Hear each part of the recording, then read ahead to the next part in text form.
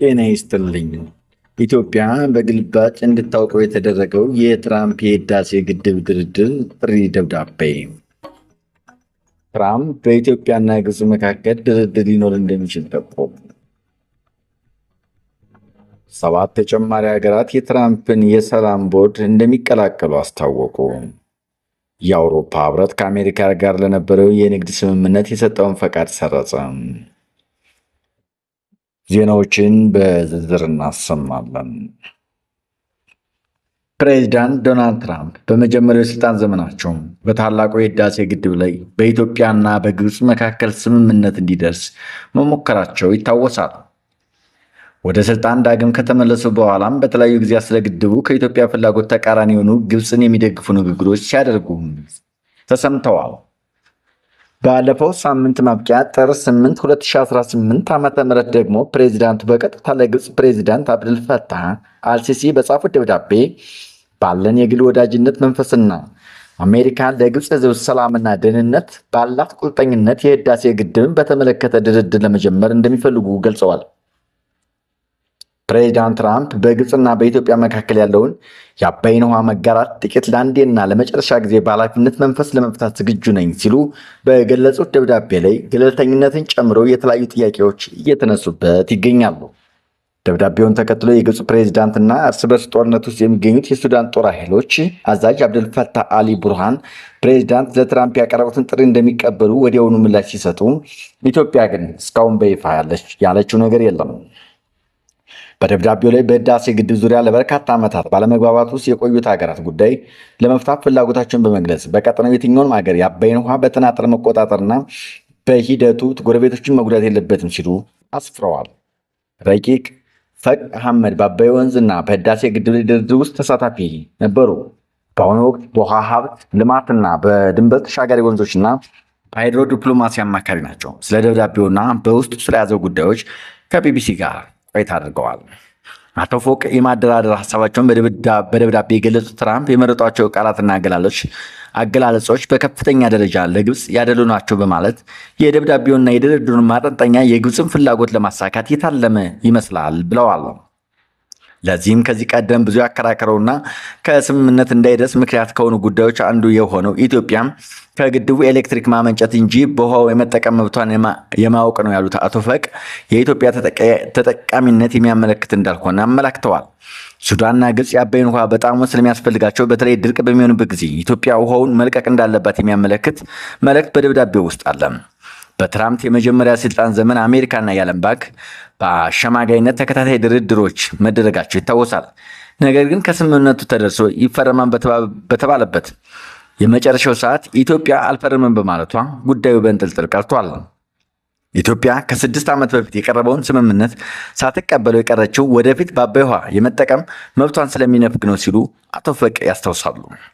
አሁንም ወደ ድርድር ከተገባ ግብፅና ሱዳን በተደጋጋሚ ሲጠይቁት የነበረውን አስገዳጅ ስምምነት እንዲፈረም አሁንም መጠየቃቸው እንደማይቀር ያምናሉ።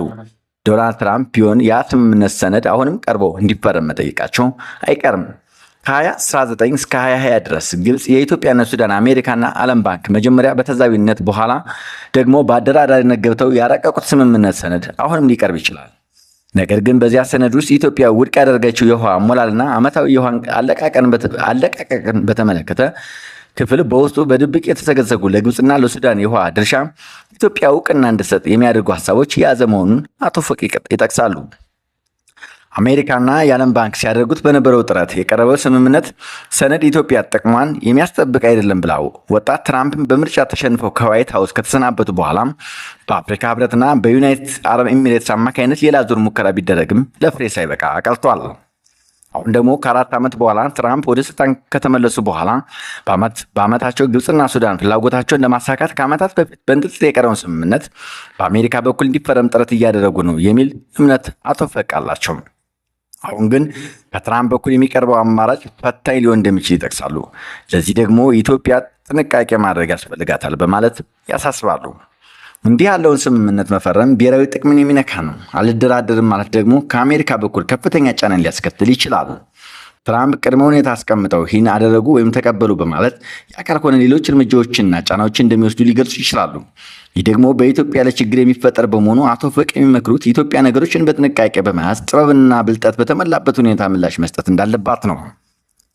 በሁለቱም በኩል የኢትዮጵያ አጣብቂኝ ውስጥ ነው ያለችው። ምክንያቱም ስምምነቱን መቀበል የራሱ ችግር አለው፣ አልደራደርም ማለትም የራሱ ችግር አለው በማለት ትራምፕ ባሉት መሰረት ድርድሩን የሚካሄድ ከሆነም ኢትዮጵያ በአጣብቂኝ አማራጮች ልትሆን እንደምትችል አመላክተዋል።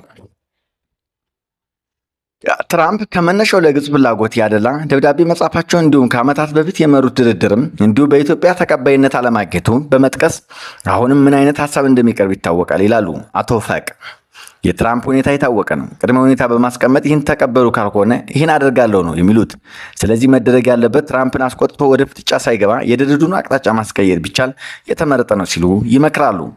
አቶ ፎቅ ይህን በምሳሌ ሲያስረዱ ትራምፕ በደብዳቤዎቹ ላይ የውሃ ድርሻ የሚል ነገር ስለጠቀሱ የውሃ ክፍፍል ጉዳይን ያነሳል። ስለዚህ ክፍፍሉ በተፋሰስ 11 ሀገራት መካከል እንዲካሄድ ግፊት በማድረግ ኢትዮጵያ ጉዳዩን በሚጠቅማት መንገድ ልትመራው ትችላለች። ሌላው ያነሱት ነገር የኤሌክትሪክ ኃይል ንግድና አቅርቦት ነው። ለዚህም በአውሮፓውያኑ 2015 በኢትዮጵያ በሱዳንና በግብጽ መሪዎች መካከል በተፈረመው የመሪዎች መግለጫ ስምምነት ላይ ግብጽና ሱዳን ከግድቡ የሚመነጨውን ኃይል መግዛት ቅድሚያ ይሰጣቸዋል ይላል።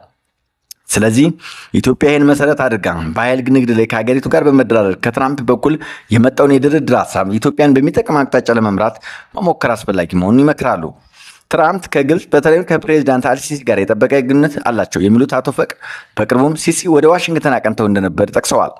በአውሮፓውያኑ 2019 ትራምፕ ወደ ህዳሴው ግድብ ሽምግልና የገቡት በግብጽ ጥያቄ መሰረት ነው። አሁንም አልሲሲ ከጋዛው ጦርነት ማብቃት በኋላ ግፊት በማድረጋቸው ትራምፕ ጉዳዩን በድጋሚ አንስተው የአሸማጋይነት ሚናቸውን ለመያዝ ተነስተዋል። ምንም እንኳ በኢትዮጵያና በግብጽ መካከል የተካሄደው ሆነ ሊካሄድ የነበረው ጦርነት ባይኖርም ትራምፕ ደጋግመው በአገሪቱ መካከል ጦርነት ማስቀረታቸው ሲናገሩ ተሰምተዋል። በዚህም የዘውትር ፍላጎታቸው የነበረውን የኖቤል ሽልማት ለማግኘት ከሚጠቅሷቸው 8 ግጭቶች መካከል የሁለቱ ሀገራት ስም ሲጠቀስ ተሰምተዋል። አቶ ፈቅ እንደሚሉትም ትራምፕ በህዳሴ ግድብ ዙሪያ ስምምነት ለማምጣት ድጋሜ ተነሳሽነቱ ማሳየታቸው ለቀጣይ የኖቤል ሽልማት አሸናፊነት ህልማቸው ማሳኪያ እንዲሆን አካል ሊሆን ይችላል። የትራምፕ ደብዳቤ የተጻፈበት ሁኔታ የተነሳሽነታቸው ገለልተኝነት ጥያቄ ውስጥ ከከተቱ ደብዳቤዎች ክፍሎች መካከል አንዱ ነው። በሚካሄደው ድርድር ዋነኛው አካል የሆነችው ኢትዮጵያ በደብዳቤው ላይ በተገቢ ሁኔታ አልተጠቀሰችም። ደብዳቤው በቀጥታ ለግብጽ ፕሬዚዳንት የተጻፈ ሲሆን ኢትዮጵያ በግልባጭ ነው እንዲደርሳት የተጠቀሰችው። ይህ መልእክት ያዘለ ነው የሚል እምነት ያላቸው አቶ ፈቅ በትክክለኛ ዲፕሎማሲ አካሄድ ደብዳቤው መጻፍ የነበረበት ለኢትዮጵያ፣ ለግብጽና ለሱዳን ካስፈለገም ለሳውዲና ለኤሚሬት ግልባጭ ማድረግ ይገባ ነበር። ነገር ግን ደብዳቤው በቀጥታ ለግብጽ ተጽፎ ኢትዮጵያ እንደ ዋነኛ ባለጉዳይ በቀጥታም ሳይሆን የተጠቀሰችው ከማይመለከት አገራት ጋር እንድታውቀው በሚመስል ሁኔታ በግልባጭ ነው እንዲደርሳት የተደረገው። ስለዚህም አቶ ፈቅ ኢትዮጵያ በጉዳይ ላይ እንድትሳተፍ በቀጥታ ባለመጠየቋ አልተጠየቅኩም በማለት ምንም አይነት ምላሽ ከመስጠት ልትቆጠብ ትችላለች የሚል እምነት አላቸው። ግብጽና ሱዳን ድጋፋቸውን በፍጥነት ሲገልጹ የኢትዮጵያ መንግስትም እስካሁን ዝምታ እንደመረጠ ነው። ይህ የሆነው በቀጥታ ስላልተጠየቀ ወይም ጉዳዩ ውስብስብና የተለያዩ ገጽታዎች ሊኖሩ ስለሚችሉ ምን አይነት አቋም መያዝ እንዳለበት እየመከረ ሊሆን ይችላል የሚለውን ግምታቸውን አስቀምጠዋል። ከኢትዮጵያ በኩል በግልባጭ የድርድር ሀሳቡን እንዲያውቁ የተደረጉት ሳውዲ አረቢያና የተባበሩት አረብ ኤሚሬትስ በምንም ምክንያት እንደተካተቱ ታወቀ ነገር የለም። አቶ ፈቅ በበኩላቸው ስለ ውይይቱ ማወቅም ሆነ ተሳታፊ የሚሆኑ ሀገራትን መምረጥ ያለባቸውም ተደራዳሪዎች ሀገራት እንጂ ትራምፕ መሆን አልነበረባቸውም ይላሉ።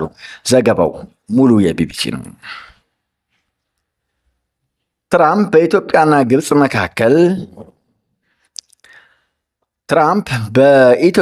ግብጽ መካከል ድርድር ሊኖር እንደሚችል ጠቆሙ። የአባይ ግድብ የናይል ወንዝ እንዳይፈስ ያደርጋል ያሉት ትራምፕ ሁለቱ ሀገራት ወደ ድርድርም ለማምጣት እንደሚፈልጉ መናገራቸውን አዶናሉ የዜና ወኪል ዘግቧል። ለግብጽ ፕሬዝዳንት ያላቸውን አድናቆት የገለጹት ትራምፕ ኢትዮጵያም ጠንካራ መሪ እንዳላት ሰምቻለሁ ብለዋል።